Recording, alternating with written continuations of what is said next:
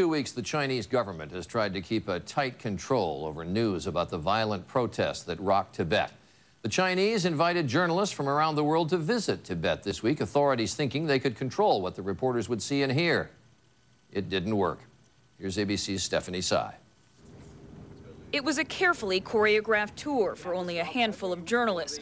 The point, to showcase places that had been destroyed by Tibetan rioters. A burnt shop, injured victims.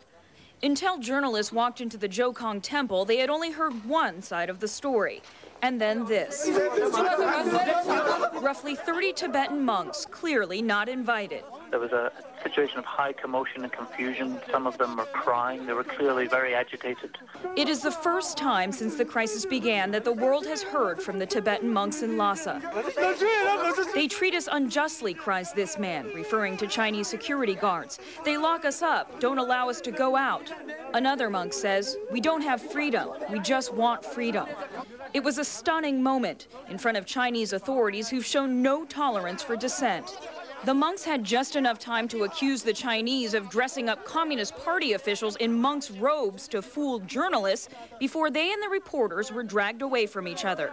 Two men came behind me, two security guards, and they each grabbed one of my arms and pulled me away from the area, so I couldn't hear any more of what was going on. But it was really an extraordinary event.